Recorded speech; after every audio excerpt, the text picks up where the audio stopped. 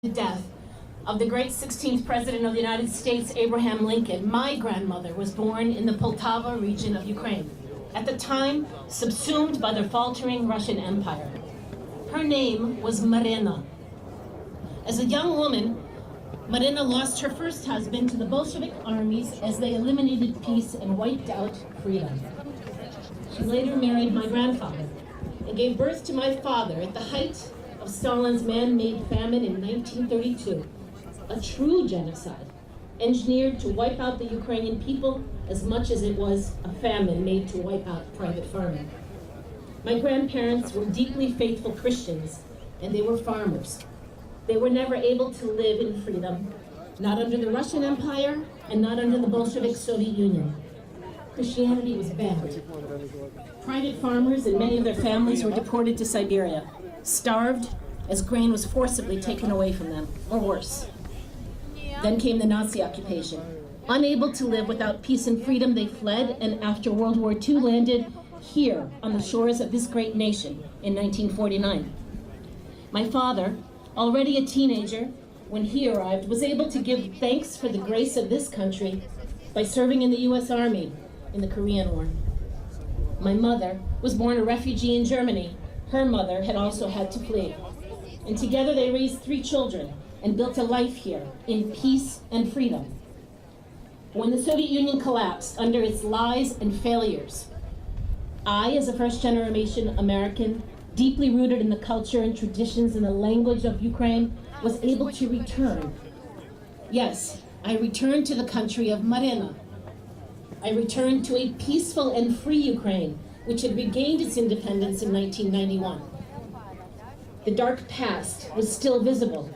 I arrived in a country that was still gray from suppressed initiative and economic failure. The streets, the parks, the buildings, the cars, all worn and distressed. And for the next 25 years, I worked alongside brave Ukrainians to destroy the remnants of colonialism, authoritarianism, hatred, and intolerance that the Russian Empire and the Soviet Union left behind in Ukraine. Ukrainians brought that system down, and they built a country of peace and freedom. Brick by brick, Ukrainians built new institutions, a new economy, new communities, an entrepreneurial class based on centuries of higher educational excellence. What would Marina think of this new Ukraine? Its people turned gray into vibrant colors with love, with pride, with patience, providing its multi-ethnic, multilingual nation with peace and freedom. We now speak our minds. We're allowed to pray. We farm our farms. We elect our governments. We built a democracy based upon European values of tolerance. It was and it is imperfect, as these United States have been imperfect.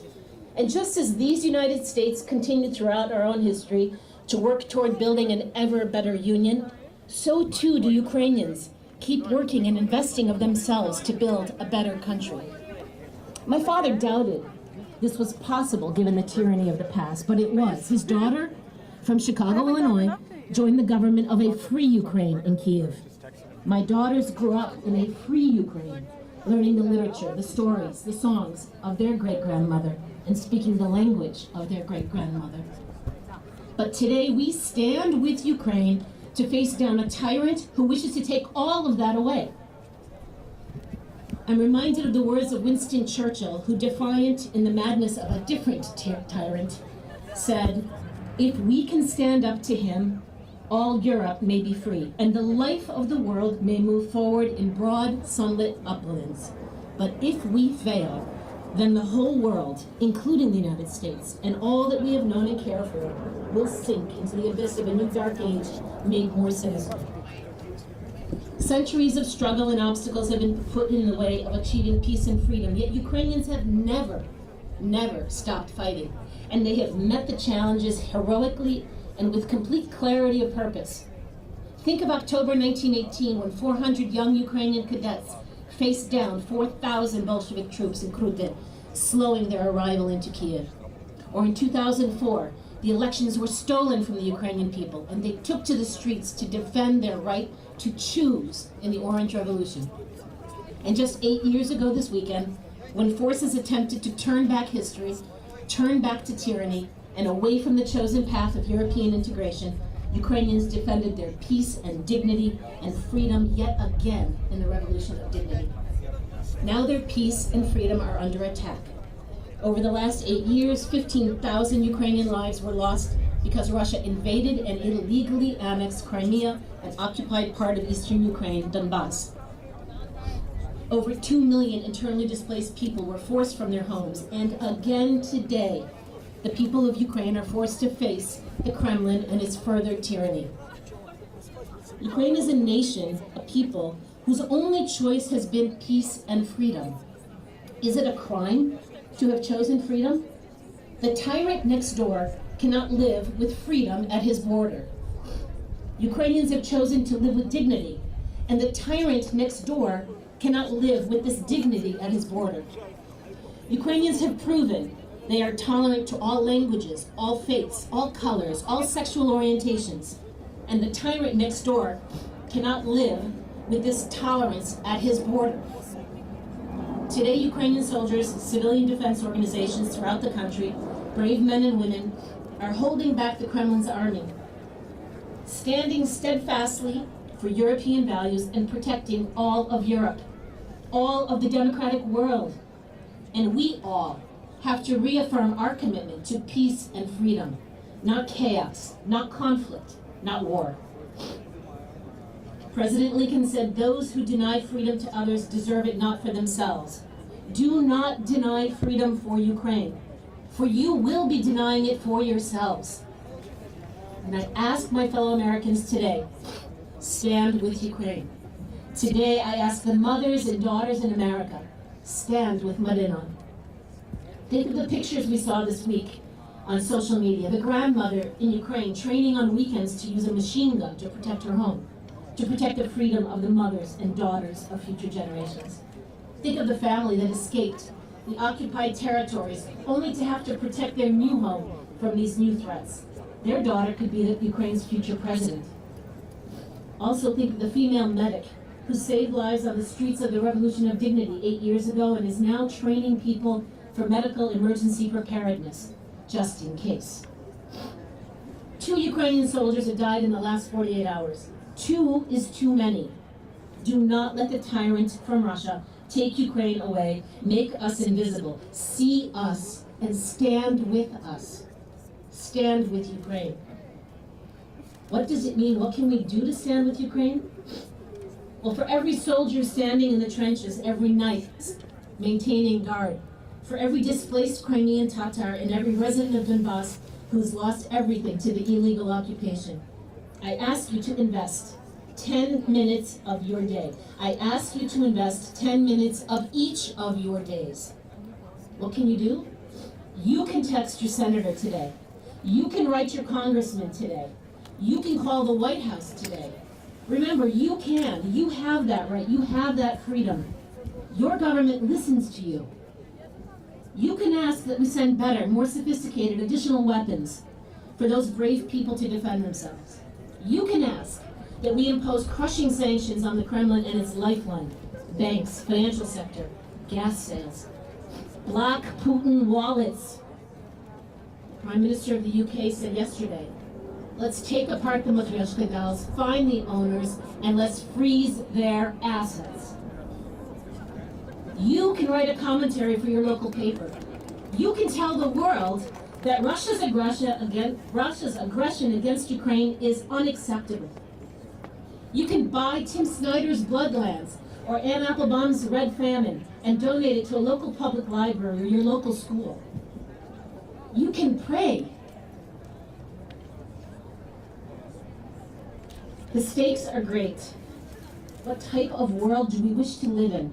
One where raw power and force prevails, or one where rules and agreements and diplomacy temper the strength and ensure our peace and freedom? Mahatma Gandhi said, remember that all through history, there have been tyrants and murderers, and for a time they seem invincible, but in the end they always fall. Always. Stand with Ukraine. Slava Ukraini. Героям слава! Stand with Ukraine! Stand with Ukraine! Stand with Ukraine! Stand with Ukraine! Stand with Ukraine! Thank you so much, Ms. Yaresko, for your amazing speech. We really appreciate having you here. Next, I have the honor and pleasure of introducing His Excellency, former Ambassador John E. Erbst. He is the Senior Director of the There's a spot Atlantic next to me if you wanna Council's jump in. Eurasia Center, and here. he served for 31 You good? years as a Foreign Service Officer in the U.S. Department of State, retiring at the rank of Career Minister. He was the U.S. Ambassador to Ukraine from 2003 to 2006, when he worked to enhance U.S.-Ukrainian relations, help ensure the conduct of a fair Ukrainian presidential election, and prevent violence during the Orange Revolution. Prior to that, he was also the ambassador to Uzbekistan from 2000 to 2003. Welcome, Mr. Ambassador John E. Erbst.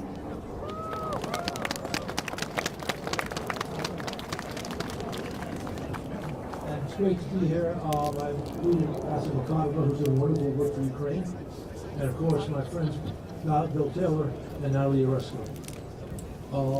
I'm going to take this a little bit different direction, in part because Natalie and Bill already said some things I intended to say. Look, I spent 3 years in Ukraine from 03 to 06. And over the last 8 years, I've probably been there 15 times a year until the pandemic. And I have great respect and great affection for the people of Ukraine. But I'm here, first and foremost, not just to stand with Ukraine, but to stand as an American in support of critical American interests. People have defined the situation in Ukraine as the conflict in and around Ukraine, which is language which is acceptable to the Kremlin, but not to anyone who understands what's happening in Europe today. And anyone who cares about the order established in Europe since the end of World War II and since the end of the Cold War, and the order established globally since the end of World War II and the end of the Cold War, has a vital stake in what's going on. And let me just say parenthetically, of course there are lots of Ukrainian flags here, as there should be, but I also see some Georgian flags, and they are in the same fight that we are all in. Now, what are the stakes? People have very short memories, and people don't read history. But if you don't have a short memory, and if you do read history, you know this, that the last 30 years, with all of their troubles, and all of the unpleasantness and untidiness, have been the most prosperous, the most stable, and the most secure in the whole history of humankind. At the end of World War II, 70% of the world's population lived in absolute poverty. At the end of the Cold War in 1990, just 30 years ago, 30% of the world's population lived in absolute poverty. Today, that's under 10%. Now, that has to do, one, with extraordinary productivity, thanks to economic genius, has to do with medicine in the absence of pandemics, the great killer, and it has to do with the absence of the other great killer, which is great powers fighting each other. There has not been a great power war since 1945. Vladimir Putin is a revisionist politician. That's a fancy word, revisionist. What that means is he doesn't like the rules. The rules that have produced those extraordinary outcomes that I've just described. The rules which the United States was instrumental, but not alone, in creating. And the rules which enabled, for example, one large East Asian power to become the second largest economy over the last 30 years, even as it too now threatens that order. We have to stop Putin. And the place to stop Putin is in Ukraine. And you, Ukrainian citizens, are our natural partners. You're fighting for your lives, you're fighting for your freedom, but you need help. Now, point of fact, The U.S. has not done such a great job over the past 8 years. And I've worked very closely with Bill to try to improve U.S. performance. And of course, he's an optimist, and I'm not quite as much of an optimist, but we've gotten a lot better.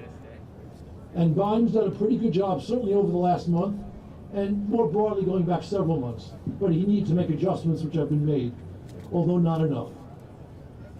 And one of the things I intended to tell you, and I'll tell you anyway, even though Natalie preempted me, are the things that we can do as a country which we have not done yet, and which you as citizens of this country, or dual nationals, can encourage your leaders to do.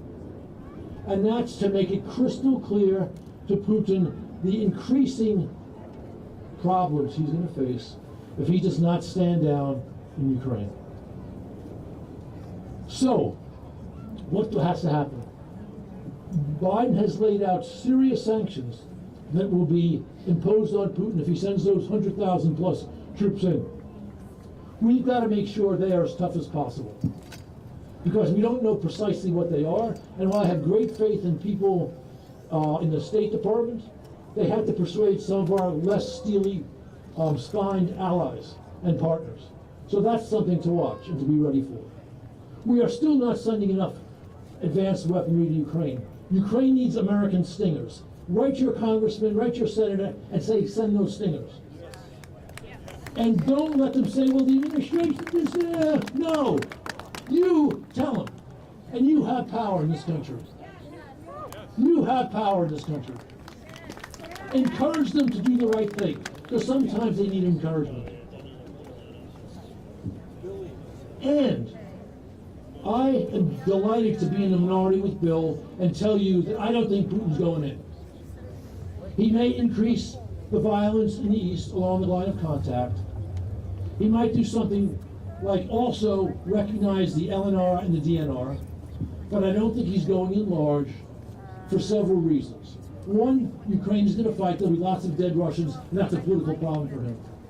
Two, the Biden administration, to its credit, has laid out nasty things going to hit Putin in the forehead if he goes in.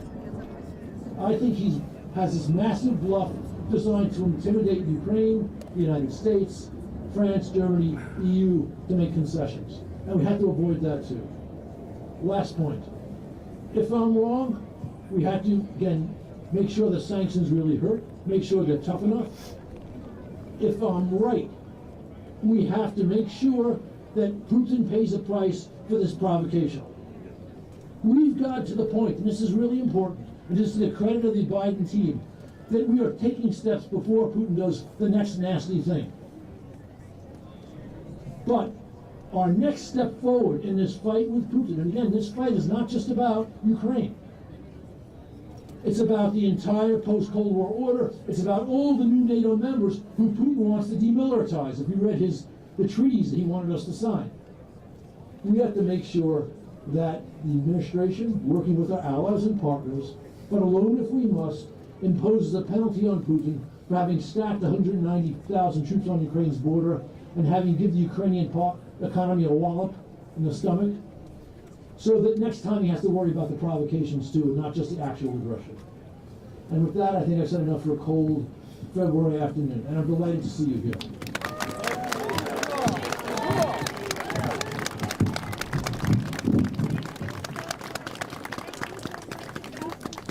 Can you hear me? Thank you so much, Ambassador Earps. That was incredible. We really appreciate you being here with us. Stand with Ukraine. Repeat after me. Stand with Ukraine. Stand with Ukraine. Stand with Ukraine. Putin, hands off Ukraine. Putin, hands off Ukraine. Ukraine will be free. Ukraine will be free. Slava Ukraini. Slava Ukraini. Slava Ukraini. Thank you so much.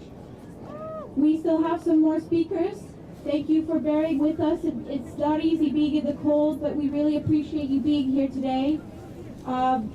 This is very important for Ukraine, and we appreciate you.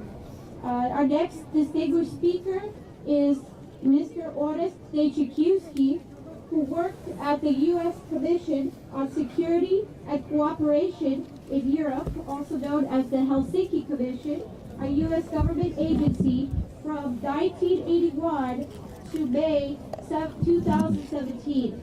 His country responsibilities throughout much of his tenure included Ukraine, Belarus, Bulgaria, and others in the region.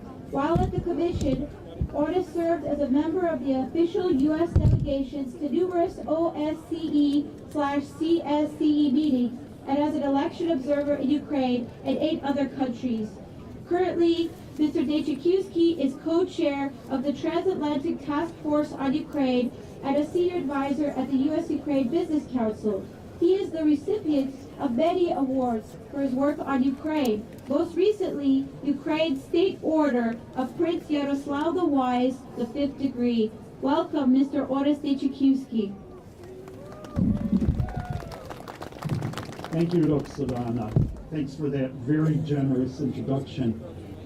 Thank you all. It's really good to see so many people from the Ukrainian American community, including outside of Washington, and other communities. And I'll just do a shout out to one, to our Belarusian brothers and sisters who themselves are struggling for freedom. Żyje Belarus!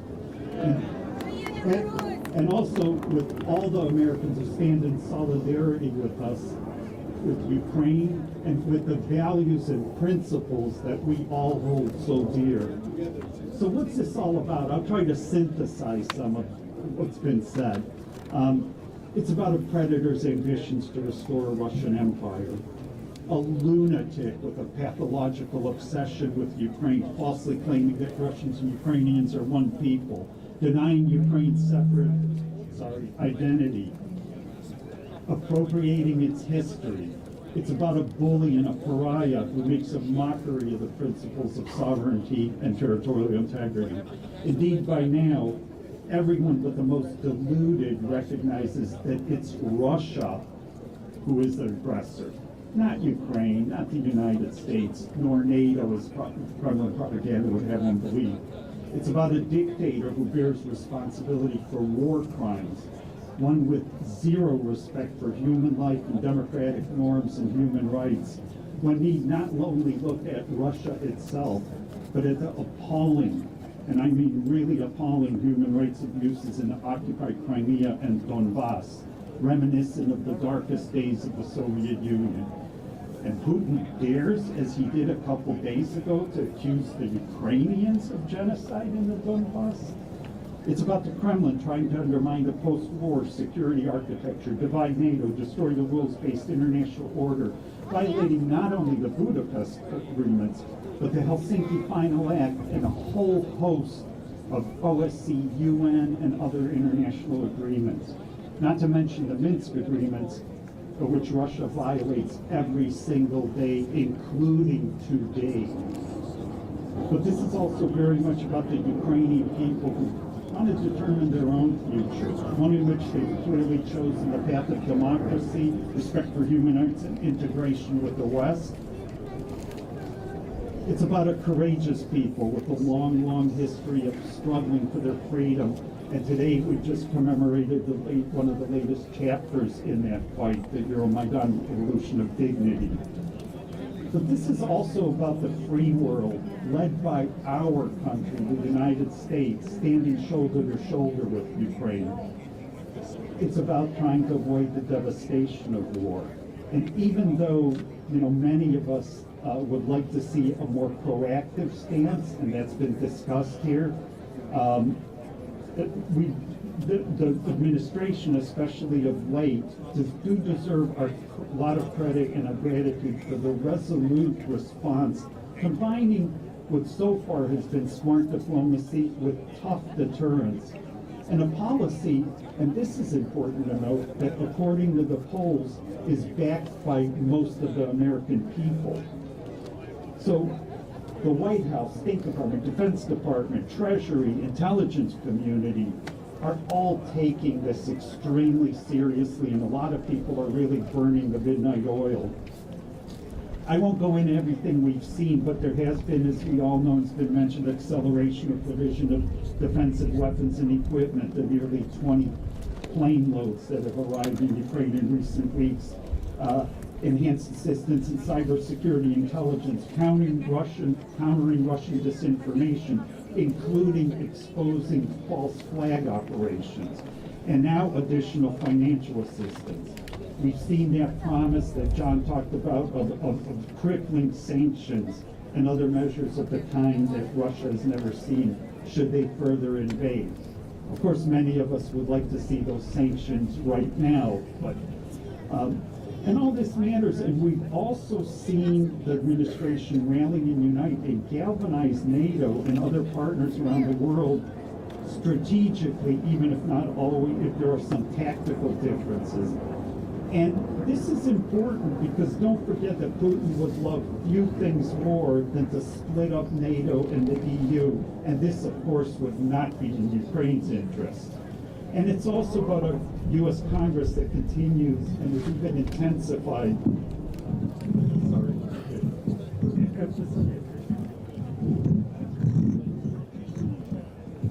It's about a Congress that continues and has even intensified its already strong historical and bipartisan, and I emphasize that word, bipartisan support for Ukraine, one that has existed for over a century. In fact, the debate right now within Congress is not about whether to robustly support and assist Ukraine. That's a given. Everybody's on the same page on that. The debate right now is about the most effective means to deter Russia. And it's an okay debate to have. It's a question right now of whether we're tough or even tougher. And it's about each of us continuing to support Ukraine. Each of us here. Not only Ukrainian Americans, whether it's donating to organizations that provide humanitarian aid like United Help Ukraine, or contacting the White House and Congress, as has been mentioned, to urge more assistance for Ukraine or a more, even tougher stance, or calling out pro-Putin cheerleaders, the so-called useful idiots in the media, and otherwise countering false Russian narratives. And it's about taking the time and effort to keep ourselves informed, especially as things move very quickly. And there's a lot of good reporting and information out there, and I'm just going to cite one example. I urge all of you, if you haven't already, to go on the State Department's homepage, the website, and look at and disseminate the United with Ukraine Disarming Disinformation and other valuable information resources that exist. Just to conclude, one thing we can be sure of is even in the event Moscow does not stage a further invasion right now, it will continue to do whatever it can get away with to destabilize and destroy Ukraine and undermine European and indeed global security. So what this is about is standing firm with a Ukraine that's not only defending itself, but is on the front lines in the global struggle between democracy and autocracy, freedom and subjugation, truth and lies. It's about adherence to values and principles that define the civilized world. Ultimately, it's about what is right and what is just and what is good and what is true. Thank you. Slava Ukraini! Thank you. Thank you, Mr. Orestechikivsky. I just want to make a quick announcement. We have some hot coffee for anyone who would like some to the left. Please, it's free. It's complimentary from the Orthodox Church in Silver Spring. Thank you so much for providing it for us. If St. Andrew's Orthodox Church, if you'd like, please get some coffee. Our next speaker, and I would like to ask our speakers if they could just be mindful of the time, because we know everybody's cold. So we're going to try to be as quick as we can, but we appreciate you being here. Our next speaker is Ms. Natalie Arno. She's the president and founder of Free Russia Foundation. It's a human rights organization consolidating efforts of pro-democracy Russians. Welcome, Ms. Natalia Arno. Thank you so much. Slava Ukraini! Thank you so much for gathering here today to express your love and support for Ukraine. I'm probably in the toughest position here because I'm the only speaker from Russia. Though I represent pro-democracy Russians who also hate the war, hate Putin's regime, and fight for a free and democratic Russia. Thank you.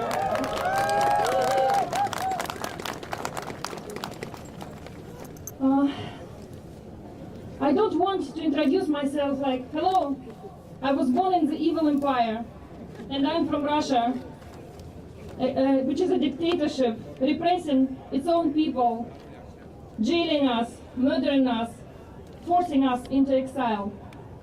I'm from Russia, a country aggressor that attacks its neighbors, occupies their territories, takes Ukrainians, including Crimean Tatars, as hostages, and conducts all sorts of disinformation and influence campaigns and other malign activity against the democratic world. I want to be proud of my country. I want Russia to be known for its great scientists, writers, musicians, artists, doping-free sportsmen, and not for its hackers, green men, Wagner groups, or Kadyrovites. I want my country to be normal.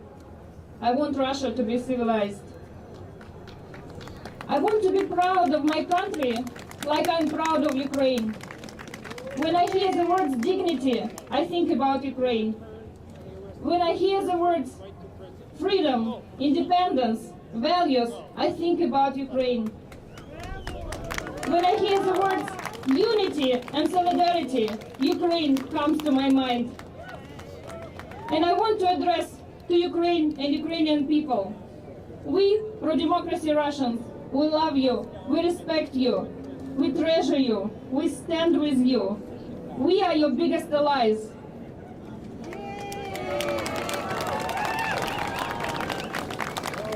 Putin destroys our lives too.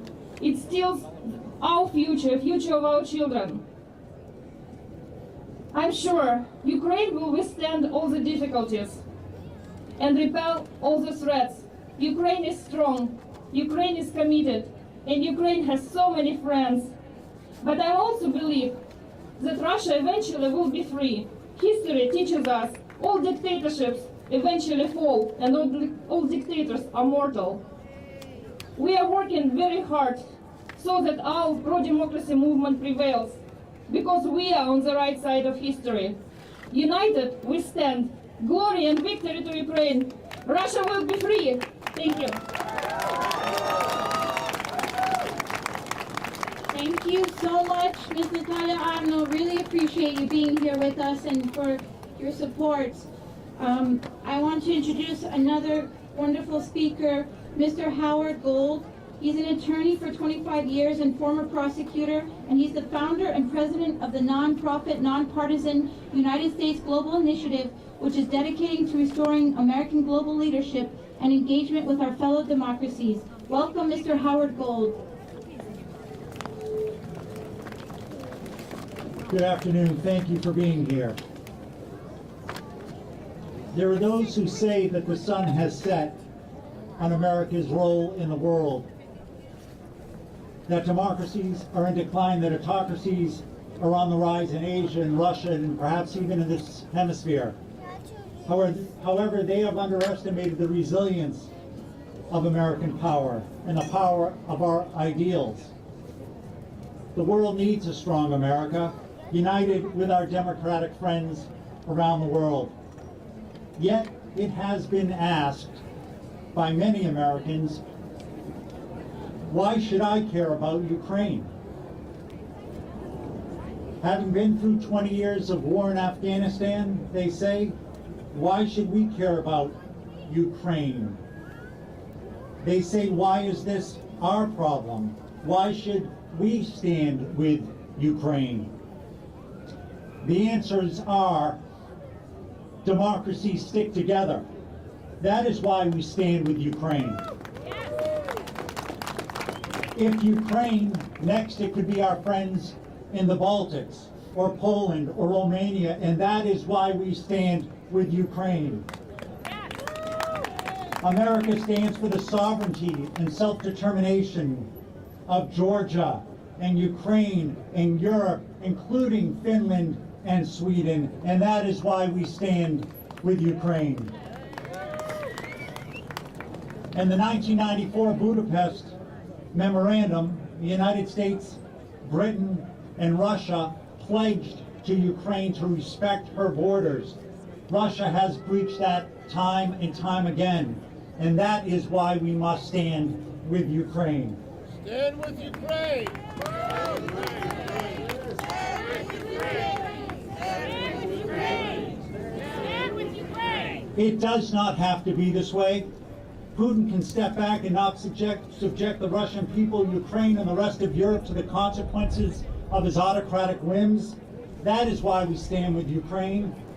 We are Americans. We do not always get it right, but we keep working at it. And today, in 2022, we are closer and closer to getting it right, and that is why we stand with Ukraine.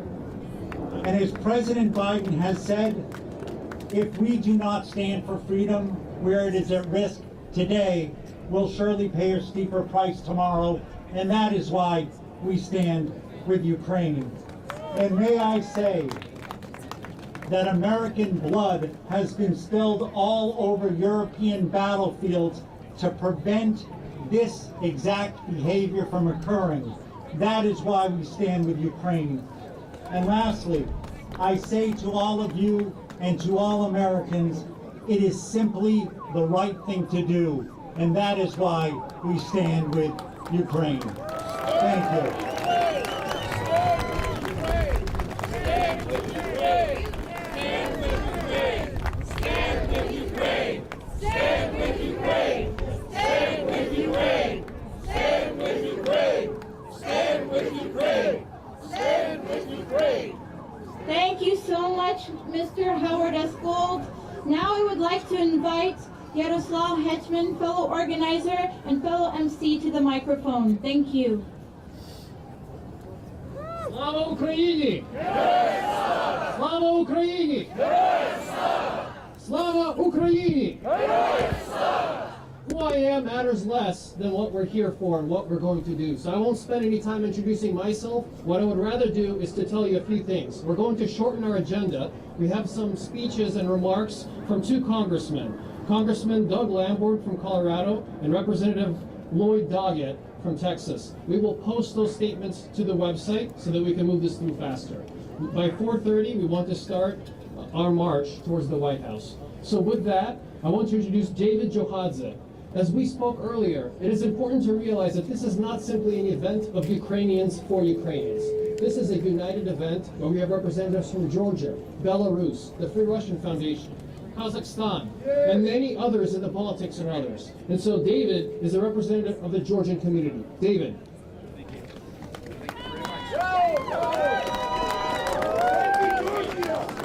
Вітаю всіх. Ladies and gentlemen, thank you all for coming here today. Today, as a Georgian man standing here, I do not address you. I don't address you because no one but you, the people who stand here, know better than anyone else what is Russia, and what does the Putin regime represent. Today I want to address our friends, the entire Western civilized world. You all know it very well that Russia starts the war, Russia initiates war, and then it always accuses others that, hey, you started the war. We also think that the others are well aware and familiar about it as we are. I assure you that it's very difficult for many of them even to imagine what we went through. When I say we, in this particular case, I mean Georgia, Ukraine, Belarus, and each and every country who actually experienced Russia's aggression. We do know where Russia is, and we definitely do. History is rich with such facts. Russia did it with Finland 83 years ago. Russia did it with other countries. And Russia did it with my country, Georgia, in 2008. The third president of Georgia, Mr. Mikhail Saakashvili, who is actually today put his personal prisoner 14 years ago, and thereafter continuously warned the entire world and the Western leaders that in case if the Russian invasion in Georgia in 2008 and the occupation of the Georgian territories wouldn't receive strict and adequate answer and reaction from entire Western society, Russia will repeat it in Ukraine and against the whole Eastern European countries. Today, Russia accuses Ukraine of starting the war.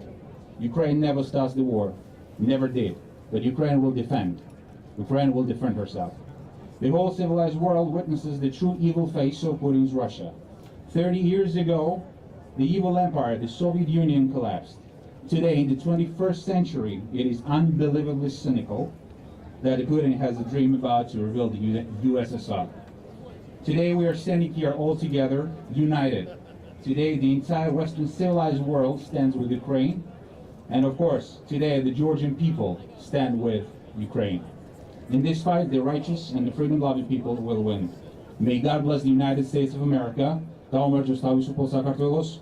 Хай живе вільна і незалежна Україна. Слава Україні! Дуже дякую.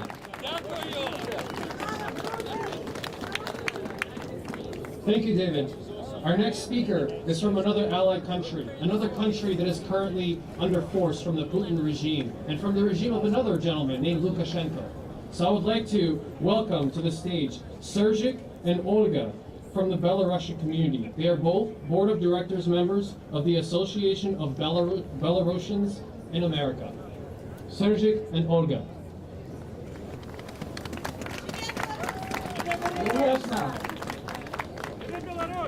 Живе вічна! Шановні українці, Belarusians have been concerned about the escalating military situation around Russian-Ukrainian border since the annexation of Crimea and occupation of parts of Donetsk and Luhansk regions in 2014 by Russian proxy forces supplied and backed up by Russian military. We are worried because we are good neighbors with Ukrainians, sharing not only 1,000 kilometers of border, but also multi-centuries mutual history and culture anchored to European values. We understand each other's languages, and not only language. Many of us have Ukrainian heritage and have family members living in Ukraine. I also part Ukrainian. For 8 years now, Ukraine fight not only for the choice that you made during the Revolution of Dignity, but also for freeing Belarusians from cruel, anti-human, bankrupt regime of Alexander Lukashenko that kept in power only by Kremlin with military and economic forces. We bow our hands in memory of brave Ukrainian men and women who lost their lives in a holy struggle. We know the names of Belarusians who also paid their extreme sacrifice on Ukrainian soil for our mutual freedom. The current dangerous situation around Ukraine, Belarus, and Russia brings this concern to completely different level. Now, under the command of his puppeteering Kremlin, Lukashenko is drawing Belarus into direct conflict with his good neighbor Ukraine. If this conflict escalates and Belarusian soldiers will cross the border, bringing the final result of killing Ukrainians, the relationship between our countries will change and worsen forever. We Belarusians do not support this fertile act of aggression and cannot let this happen. Belarusians say no to war in Ukraine. Thank you. And now I want to present Olga. Olga will read a letter from elected President of Republic Belarus, Svetlana Tikhanovskaya. Thank you.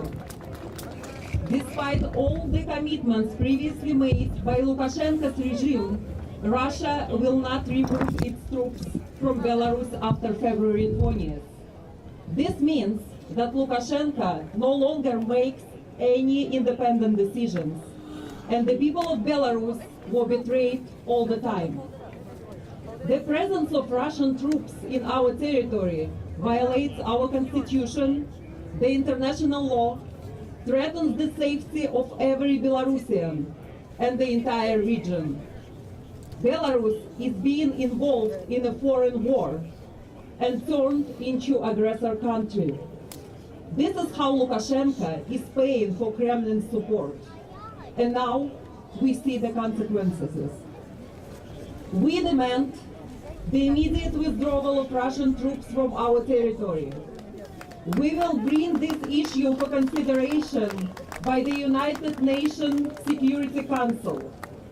We have already sent letters to European Union countries with proposal for new, stronger sanctions.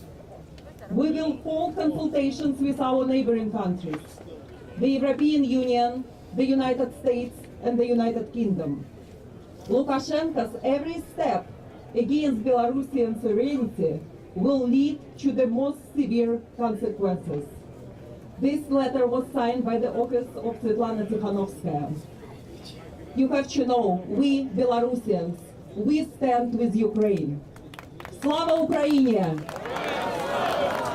Slava Ukraini! Slava Ukraini! And живе Belarus! Thank you very much. Thank you. As I promised, we're moving along. Our next speaker is from the Belarusian community in the Washington, D.C. area to make some brief remarks. I'd like to introduce Denise Baranov, representative from the D.C. Belarusian community. Добрий день, шановні друзі та сусіди.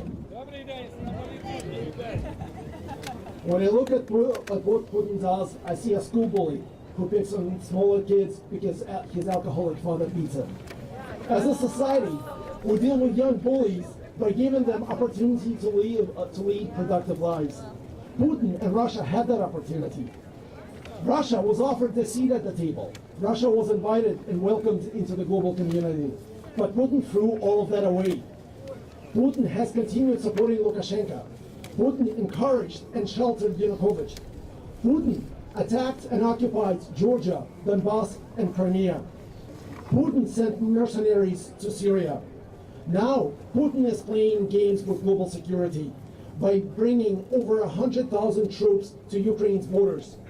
He and his best buddy Lukashenko are claiming that this is for military exercises. Putin and Lukashenko think that the world is dumb and blind, but we see through the ruse. Putin is using Belarus in his wicked plan, and he wants to occupy it too. Putin is no longer a school bully. Putin is a grown-up serial criminal, and he needs to be dealt with accordingly. Putin's regime and all of its beneficiaries must be sanctioned by the most broadest and harshest means possible. Their foreign assets must be frozen. Their golden passports, residency permits, and visas must be revoked. Their children who live in the decadent London or New York need to be sent back to the prosperous Ryazan and Vologda. It's time for us to stop tolerating the hate and kick Putin to the curb of history. Thugs like Putin are weak in the face of joint action. We need diaspora groups from all countries that suffered under Putin's rule to work together. We need the G7 governments to work together. We can defeat the monster in the Kremlin through unity. Разом нас багато! Слава Україні! Героям слава! Живе Білорусь! Дуже дякую! Friends, our next speaker is a longtime human rights activist. Ulana Mazurkevich is the president of the Ukrainian Human Rights Committee, and I have pleasure to introduce her coming all the way from Philadelphia today.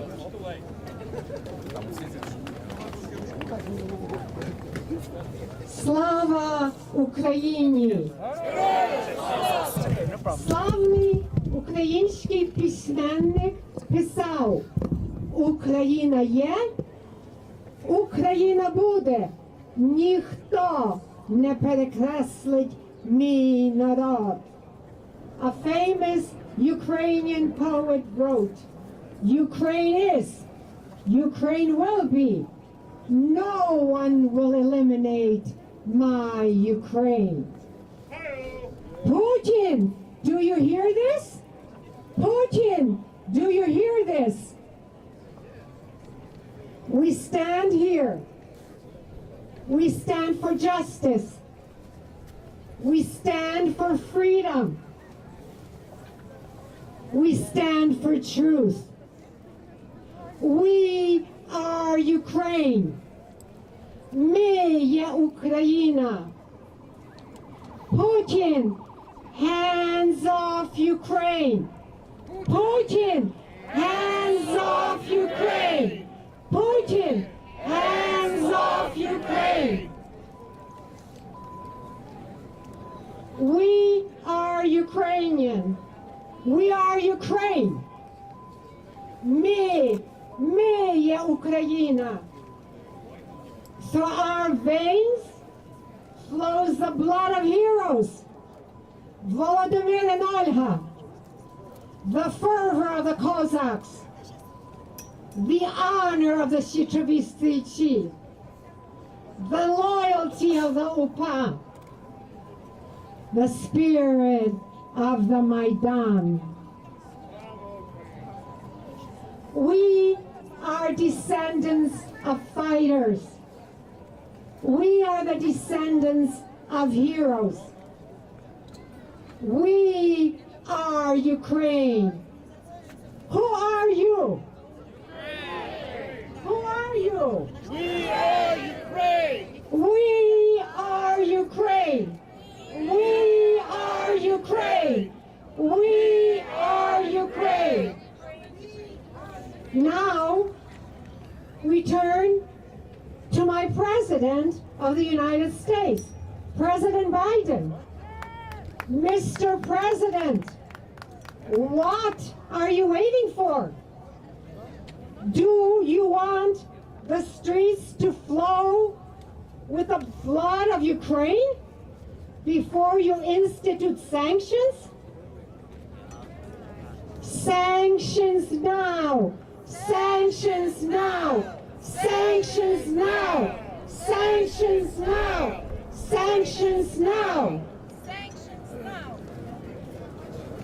We turn to Mary, the Mother of God, and Procuratress of Ukraine.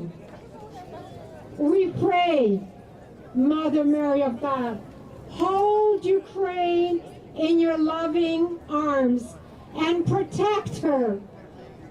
We are her children. Slava Ukraini! Slava!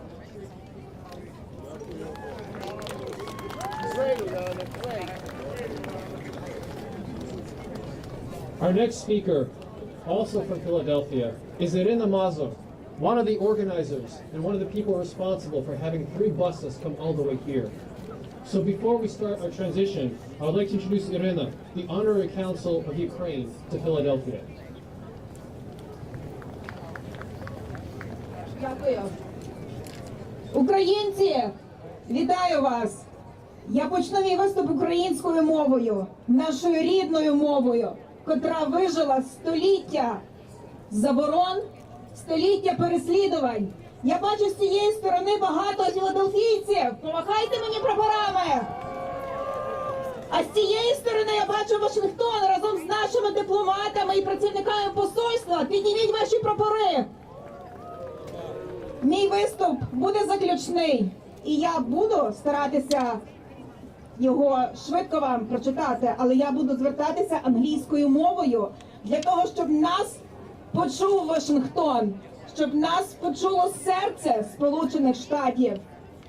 Перед тим я хочу подякувати нашому духовенству, нашим послам, всім, хто підтримує Україну, а також нашій кредитівці, тому що завдяки нашому владиці, завдяки його лідершип і завдяки нашій кредитівці сьогодні Філадельфія є в Вашингтоні. Дякую вам. Dear all, again, thank you everyone who joined us here today to stand with Ukraine. Thank you communities of Belarus, Georgia, Poland, Lithuania, Latvia and Estonia, Jewish community for all your continuous support of Ukraine. I am proud to represent Ukraine in Pennsylvania, not simply because I was born there, but because Ukraine is a country of freedom and dignity, a country that values democracy. This is a country of brave people who have defended their independence and right to be free for centuries. Doesn't it sound like American people in their struggle for independence near 250 years ago? Does it sound it? Yes? Yes. The fundamental question is here. Why are we all here today? We are here in our unity to show that we stand for, and we stand for peace, for justice, and for what is right. And we stand. We stand. Yes, we stand for Ukraine. And with Ukraine.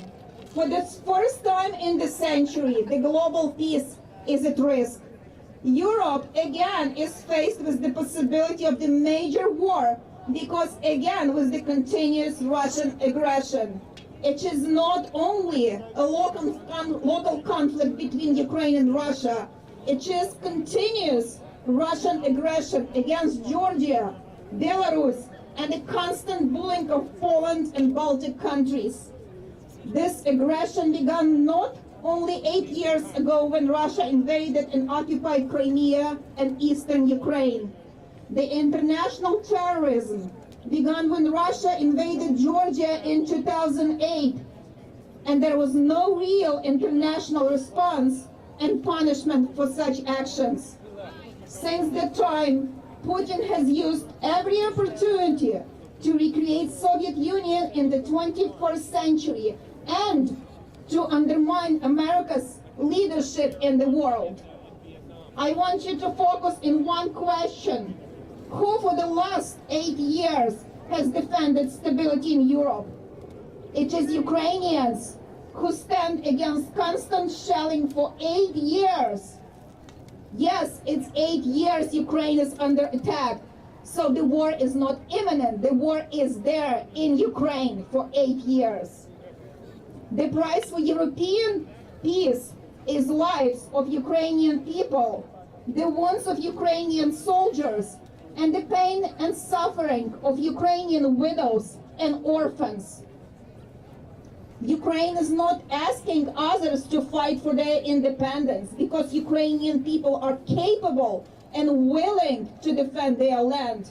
What Ukrainians are asking and pleading for 8 years is for the world to stand with Ukraine. As I said, the war against Ukraine is not a matter of local conflict. It threatens global stability and security and bluntly violates established international peace and order. We stand with Ukraine today because the American nation always stands for what is fundamentally right. And it is right to stand and support Ukraine because America promised to do it in 1994 when it signed the Budapest Memorandum and it became a guarantor of the Ukrainian independence. You all know that in exchange of American promise, Ukraine gave up the third largest nuclear arsenal. So I want to believe that this promise given by America and signed by the United States must have and has values today. And I want all of you to think about it. Does American promise have value today? And lastly, I want to ask each of you, who are you as residents and citizens of the United States? You are the American nation. We all are American nation. We stand for promises given by America, and we stand by our allies. So we should deliver our united voice and position to the American government. When we will march to the White House, we should deliver our position. America, stand for Ukraine and stand with Ukraine. To conclude my speech, I will ask each of you, as Natalia Geresko said, as many prominent speakers said, exercise your right, talk to your government, petition to your government, write to the White House, to your representative in Congress, make your voice heard, stand with Ukraine. First, I want you to assure the American government that they are on the right track, that you support their decision to stand with Ukraine. And I want you to demand immediate personal and harsh economic sanctions. We don't need later sanctions. As President Zelensky said yesterday, Ukraine will not need those sanctions when there will be no borders. We need those sanctions. We need those sanctions. I want to hear your voice. When do we need those sanctions? Thank you. So we need to punish Russia's military aggression and international terrorism. Thank you all. Slava Ukraini! Дякую. Слава Україні! Слава Україні! Slava Ukraini! As we are about to transition to our march, and I will keep my promise about 4:30, I want to leave you with two parting thoughts.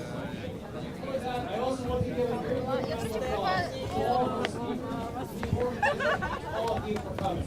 Thank you.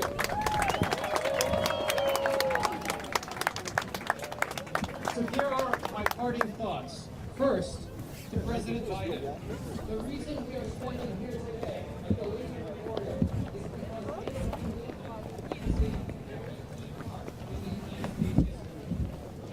Abraham Lincoln is tested as almost no other president. Hey,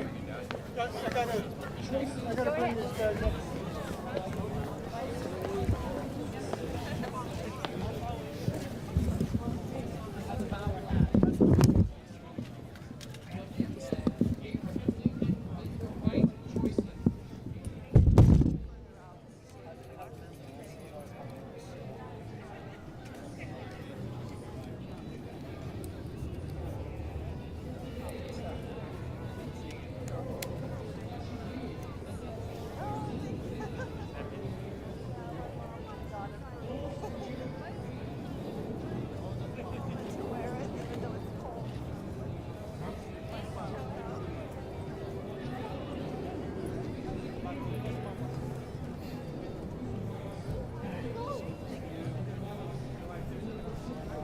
Yeah, I was going to play. Yeah. That's the first time too, and maybe it's a little bit more open.